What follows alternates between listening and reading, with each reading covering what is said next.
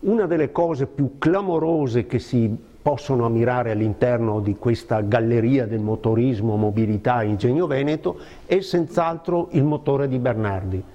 Brevettato il 22 agosto del 1882, risulta essere il primo motore al mondo funzionante a benzina. Brevettato 2 mesi e mezzo prima di quello di Benz e 1 anno e mezzo prima di quello di Daimler.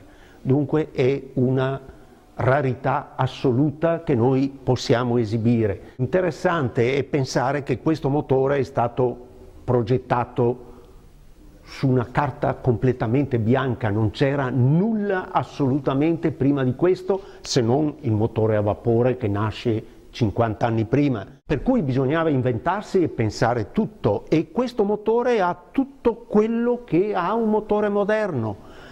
Il cilindro con il suo pistone, la biella che funziona con trappesata, con un volano posteriore, il radiatore dell'acqua, le valvole di aspirazione e scarico e un sistema molto rudimentale che oggi può far sorridere di lubrificazione che era a perdere, cioè da questo barattolo, diciamo, riempito d'olio, che era il serbatoio, venivano giù delle goccine che andavano a lubrificare i vari punti vitali del motore. Ora questo antenato proprio del motore a scoppio viene poi naturalmente con l'esperienza in pochi anni maturato, aumentato di cilindrata, questo è circa 125 di cilindrata, viene portato verso i 500 e Bernardi una decina d'anni dopo, esattamente nel 1894,